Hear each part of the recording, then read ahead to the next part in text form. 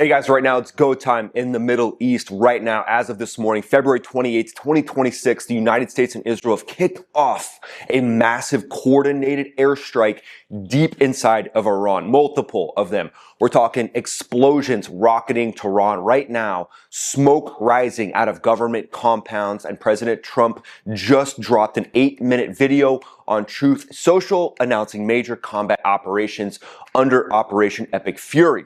Israel calls their side Operation Roaring Lion. This is the biggest direct hit on Iran in years, even bigger than Operation Midnight Hammer. And right now, this is a moment for the Iranian people to stand up and finally take their country back. This is what we've been talking about for weeks. This is the moment for Iran to rise up for the people and for members of the armed forces, if they're able at this point, if it's not too late, for them to actually stand up for the free people of Iran as well and join with Reza Pahlavi to take back their country. This is the moment. Here's what President Trump said on Truth Social. The United States military began major combat operations in Iran.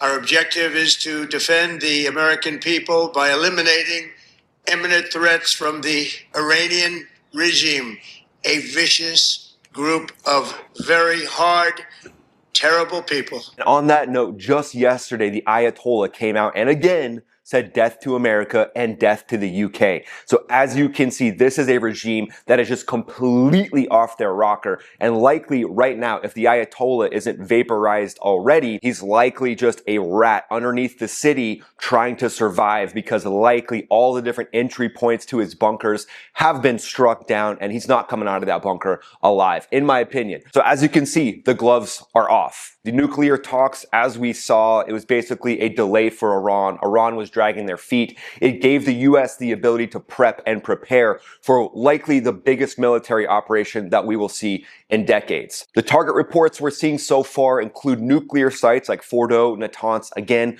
ballistic missile facilities, striking down those ballistic missile facilities that Iran didn't want to talk about, and specifically leadership compounds. This is huge. You've got to take out the most hardened groups of the IRGC, the Islamic Revolutionary Guard Corps, that has been slaying and murdering Iranians for the last few months and years, if we're being honest here. They're the ones, they're the evil arm of the Ayatollah, and they're the tentacles of the octopus that need to be struck out as well. Reports of attempts on the supreme leader Ayatollah himself are coming in, which is great. That dude is done. It's over for him. And at this point now, the free Iranian people can stand up and take their government back. Iran is already firing back hard, obviously. They're launching missiles into the region. They've got drones that are hitting Israel and multiple US bases across the Gulf. Of course, that's a part of this whole thing. That's what they're going to do. We're looking at the death throes of the Iranian regime. So at this point, it's on the entire world to be vigilant. Oil prices are obviously spiking right now. The airspace in the region, pretty much the entire Middle East, is shut down at this point, and this is spiraling. But in my opinion, it's going to spiral into a direction of shock and awe that the Ayatollah and the inner circle of the IRGC didn't know was possible. So this video shows the flow of aircraft happening last night as well, and what's continuously going on right now are likely Tomahawk strikes, mini Tomahawk strikes, lots of different cruise missile strikes into the Iranian regime itself, onto the leadership, and then fighters, multiple fighter jets, likely F-35s, F-22s,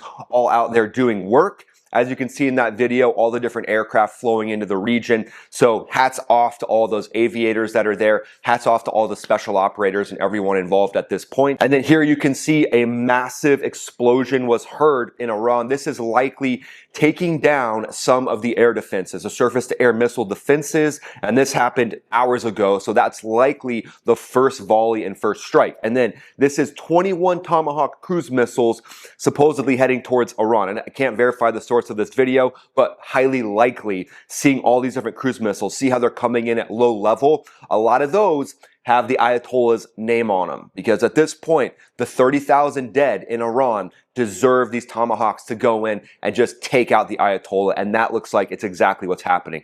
This is a Shahed drone coming in and striking a Navy facility in Bahrain, so obviously Iran is going to have a response and an answer to this, and it's on the US, it's on the different military bases, it's on all the Gulf partners that will now be the new partners of a free Iran to stand up with shock and awe to this evil regime once and for all. And then further breaking news from President Trump. Trump called on Iran's military forces to lay down their weapons and Iran civilians to rise up and take over your government. This is after the US and Israel strikes initially this morning. And right now it's on the free Iranian people to stand up and take back your country. And now you've got the muscle and you've got the leadership behind you to actually make it happen. This is an inspiring moment for the people of Iran, and I am so happy for you. This is what the people of Iran deserve, and this is what we've been pushing for weeks. No more deaths from an evil regime. It's time to cut the head off of all these snakes and let the free Iranian people stand up and thrive. This is your moment, and I am so proud of you. I believe in you. I know you can do it. And clearly, the US government, the US military, Israel's military is all behind you. So after weeks of those failed talks, those Amman-mediated talks, the US demanded permanent zero enrichment and shipping uranium out of the country, which is fair. When you're a radicalized regime, you shouldn't have any uranium. I mean, the whole world should be on the same page with that. Iran said no way, and this now has kicked off. Early Saturday morning, US and Israeli forces have hit dozens of targets across Tehran, Isfahan, Qom, Kharg, and Karashah. Trump called it massive and ongoing to wipe out Iran's missile industry nuclear program and stop them from ever getting the bomb. And then regime change, full-on regime change. This is the moment for the Iranian people to wipe out that evil regime from the face of the earth. Israeli Defense Minister Katz said this was a preemptive strike to take out existential threats from the regime's leadership and forces. Months of joint planning have paid off. Tight synchronization between the two militaries, Israel and the US. This strike package is bigger than anything we've seen since the days of the Gulf War. To take on the most evil regime of all time, not just the Ayatollah, but the current president of Iran himself. Those guys are just figureheads. They're marionettes that pander to that religious extremist who will gladly cut the head off of all their people to stay in power. Their days are done, and likely a tomahawk has obliterated most of them at this point, and it's going to continue for weeks, it looks like. They're calling this crushing retaliation. The IRGC is responding, obviously. They've launched missiles and drones at Israel. Explosions have been reported all around the region, and then they turned to U.S. assets in the Gulf. And we saw those confirmed hits on those naval stations, the 5th Fleet in Bahrain, Al Salim in Kuwait, Al Dhafra in UAE, Al Udeid in Qatar. Air defenses intercepted most of these drones so far. From what we can see, air defenses are holding up incredibly well. But of course, the Gulf states are going to be in a precarious position. It's on them, though, to understand that this is what's good for the world. The Gulf states, anyone watching this from UAE, anyone watching this from Saudi Arabia, you all need to understand that you need to now back up and support the free Iranian people. This is the future, so no complaints. At this point, this problem has been allowed to fester in the Middle East for decades, and the Gulf states haven't done anything about it. So at this point, Gulf states, it's on you to back up and support the US, Israel, and all of the different free people of Iran who deserve to not be murdered and slain in their own country.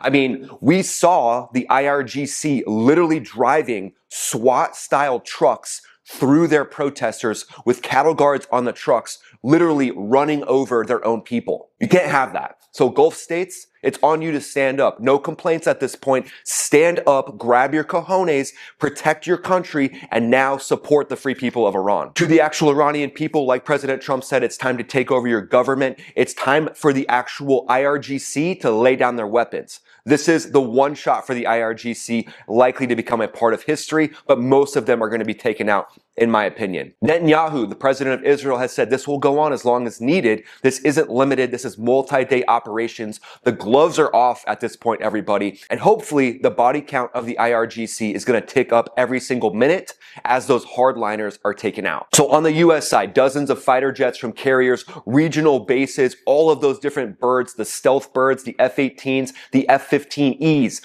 many F-15Es likely right now striking down drones, F-15Cs, F-22s, F-16s, all of these different fighters leading the way, the point of the spear, going in and taking down down all these different drone swarms. Again, the mosquito swarms that we've talked about in the last few weeks are likely on full activation level at this point, and it's on the US Navy as well to take out those Iranian speedboats and fast boats, and we've got A-10s in the region. So once the surface-to-air missiles are taken down, you can get those A-10s in there to strafe the different IRGC headquarters, to strafe all of the different fast boats. You team that up with F-15Es with APKWS. Those are drone-killing rockets. At this point, you've got 60 drone-killing rockets on one F-15E that can team up with F-35s and F-22s and just strike down waves of these drones.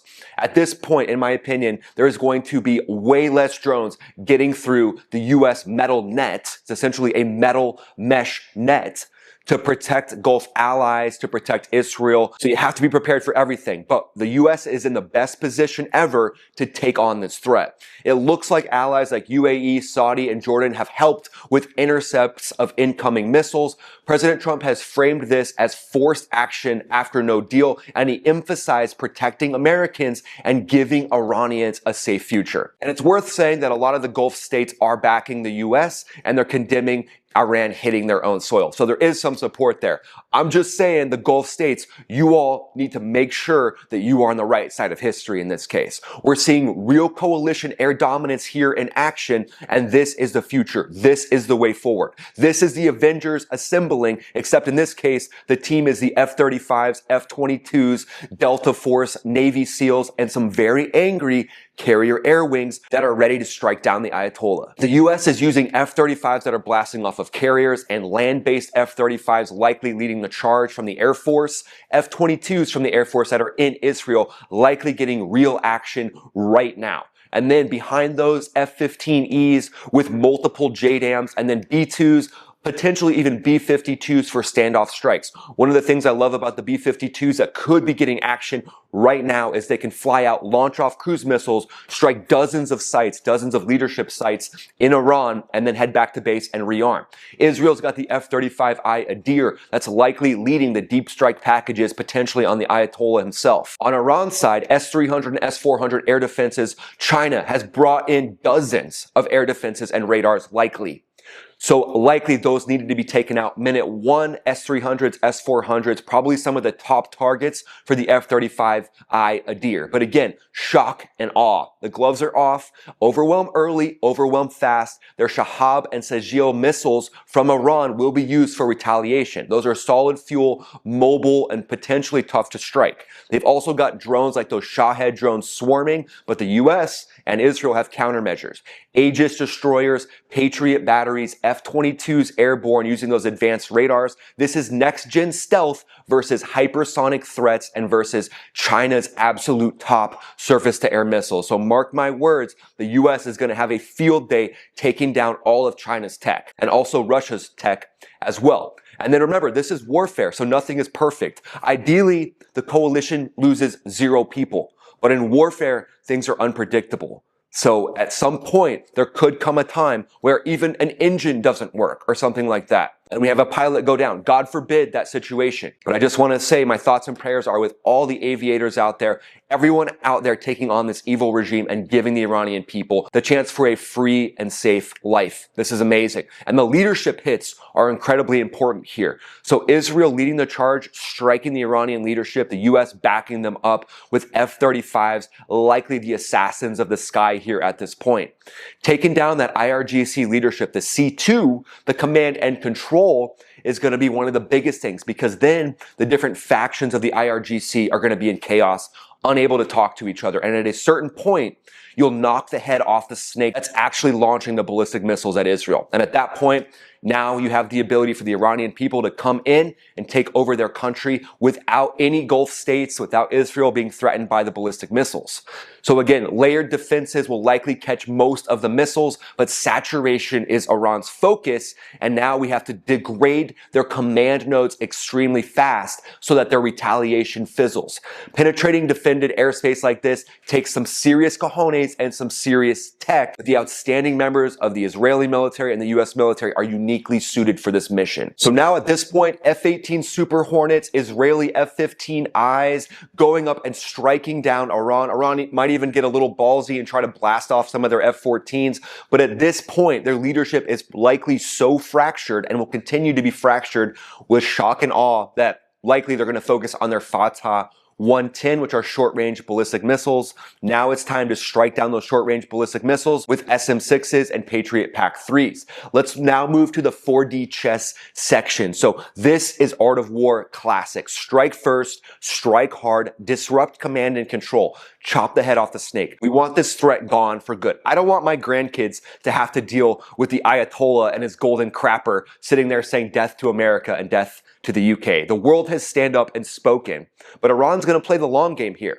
They're likely going to activate their proxies, asymmetric hits, terrorism strikes. The likely outcome here that I see, short, intense campaign over a couple weeks, degrade the capabilities of Iran to the absolute max of shock and awe that the US military has. Could be a wider war that we see play out shortly, but the US will use shock and awe since the gloves are off. Again, the US military, with the leadership that the US military has, the generals that are in charge, and with President Trump's leadership, it looks to me like the US military is in the best possible position to actually create regime change in Iran. This is 4D chess on an epic level. So what do you guys think? Where do you think we go from here? And then tune in later this evening. I'll be doing a live stream at 6 p.m. Mountain Standard Time. Follow me on X, follow me on Instagram. I'll keep you posted with the latest. Thanks so much for watching, guys. This is Ryan, also known as Max Afterburner, signing off.